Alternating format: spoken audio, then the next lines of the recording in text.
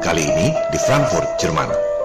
Tahun 1769, ada seorang bankir pedagang emas yang tinggal di ruko lantai 5. Namanya Mayer Amschel Bauer. Ia penganut aliran mistik Freemason. Ia memasang jimat perisai merah, Rothschild dalam bahasa Jerman.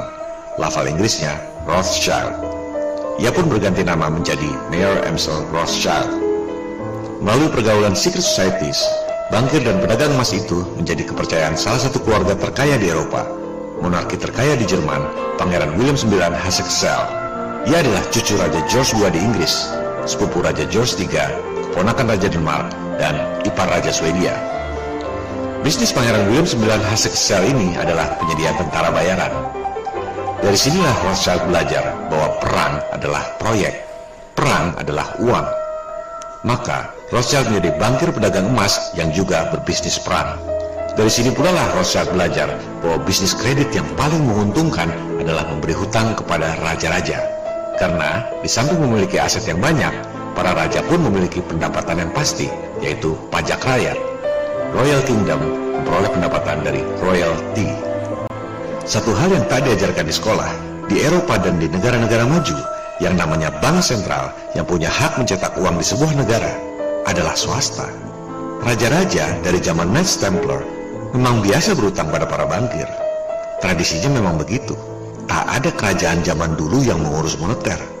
Kerajaan hanya mengurus royalti. Urusan peredaran uang diserahkan pada ahlinya, bankir swasta. Bank sentral modern pertama di dunia adalah Bank of England. Didirikan tahun 1694. Milik swasta berdasarkan konsesi dari King William of Orange. Bank sentral Prancis didirikan tahun 1716, milik swasta. Dinasionalisasi 2 tahun kemudian, diswastakan kembali tahun 1800, dinasionalisasi lagi tahun 1946, diswastakan kembali tahun 93 bersamaan dengan terbitnya euro. Jadi jangan heran jika Bank Sentral Amerika Serikat itu swasta. Federal Reserve adalah bank sentral swasta ketiga di negara Amerika Serikat. Sebelumnya, pernah ada 2 kali bank sentral swasta di Amerika. First Bank of US dan Second Bank of US. Kita akan membahas soal ini nanti. Dengan menggunakan uang Pangeran William IX, bisnis keuangan Rothschild berkembang pesat dan mulai menjadi sentra keuangan Eropa dan kelak Amerika. Untuk menancapkan kuku kerajaan bisnis keuangannya, Mayer Amschel Rothschild mengirim 5 putranya ke 5 negara utama di Eropa: Jerman, Austria, Inggris, Italia, dan Prancis. Putra pertama, Amschel Mayer Rothschild, tetap di Jerman. Putra kedua, Salomon, dikirim ke Vienna dan mendominasi bisnis keuangan Austria. Nathan Rothschild, putranya yang paling cerdas dan dominan, dikirim ke London dan menguasai bisnis keuangan di Inggris. Karl dikirim ke Napoli, Italia, dan Jacob dikirim ke Paris, Prancis. Mayer Rothschild mewariskan bisnis kepada 5 anak di 5 negara ini dengan ritual masonik yang menggunakan ayat-ayat kitab Zabur atau Mazmur, yaitu Psalm 127. Ayat ini dulu digunakan oleh Nabi Daud ketika mewariskan kerajaan kepada Nabi Sulaiman. Mengapa Illuminati ingin menggulingkan pemerintahan? Supaya dapat konsesi. Bank Sentral Prancis, milik swasta yang dinasionalisasi tahun 1718, diswastakan kembali tahun 1800 akibat revolusi. Milik Rothschild. Dari situ keluar ungkapan Rothschild yang terkenal, "Berikan saya hak untuk mencetak uang negara, saya tak peduli siapa pemerintahnya."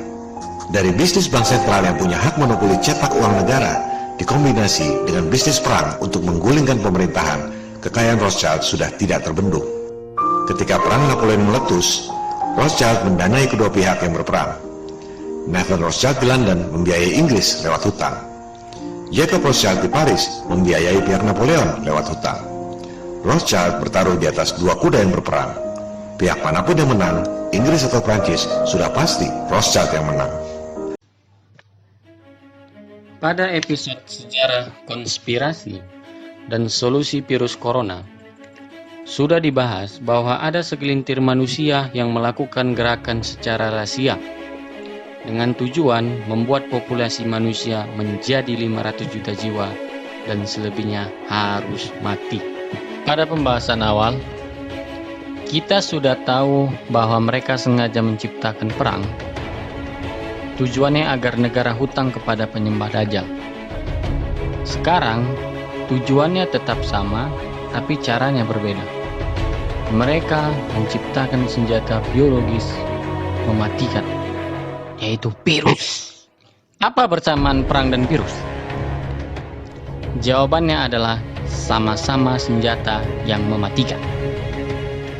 Dua alat tersebut bisa mengurangi populasi manusia karena terbukti angka kematian terus meningkat, dan bisa membangkrutkan negara akibat ekonomi terganggu sehingga terpaksa berhutang kepada mereka. Inilah kondisi yang terjadi saat ini di dunia. Sekarang, mari kita bahas apa dampak buruk dari virus corona. Yang pertama, banyak manusia yang terbunuh. Bisa saudara lihat sendiri di gambar, tercatat dari hari Minggu, tanggal 29 Maret tahun 2020, orang yang terinfeksi corona tembus di angka 662.543 jiwa di seluruh dunia. 30.000 lebih jiwa sudah terbunuh dan 490.236 jiwa masih tanda tanya. Kemudian yang kedua, ekonomi pasti terganggu atau tidak stabil. Akibat corona, mayoritas negara-negara di seluruh dunia mengeluarkan kebijakan bahwa rakyat harus tetap di rumah dengan tujuan agar virus tidak semakin menyebar. Jika rakyat di rumah, efek sampingnya adalah roda ekonomi pasti tidak berjalan. Dampak buruknya, uang masuk negara berkurang secara drastis, sementara pengeluaran terus berlangsung. Inilah yang dinamakan krisis ekonomi. Pengeluaran lebih banyak daripada pendapatan. Pada saat negara mengalami krisis ekonomi, secara tiba-tiba IMF langsung muncul seolah-olah sebagai lembaga penolong, ingin memberikan bantuan kepada negara-negara yang membutuhkan, yaitu siap menyediakan pinjaman uang. Bahasa pasarannya adalah hutang. Apakah IMF memberikan pinjaman berupa cuma-cuma? Saya kasih perumpamaan seperti ini. Ketika Anda meminjam uang ke bank, apakah bisa cuma modal ngomong doang? Jawabannya pasti tidak. Begitu juga dengan IMF. Pasti ada deal baru dengan negara peminjam yang perjanjiannya dirahasiakan dan tidak diketahui orang banyak. Dari sumber yang saya dapatkan, jika meminjam uang kepada IMF, yang pertama, IMF bebas kapan saja menaikkan suku bunga pinjaman. Sistem ini lebih jahat dari rentenir. Yang kedua, mereka menguasai aset-aset negara sebagai jaminan, entah itu sumber daya alam, properti, dan lain-lain. Jadi, nggak usah heran jika harga makanan, air, listrik, dan lain-lain naik terus, karena mereka yang menentukannya.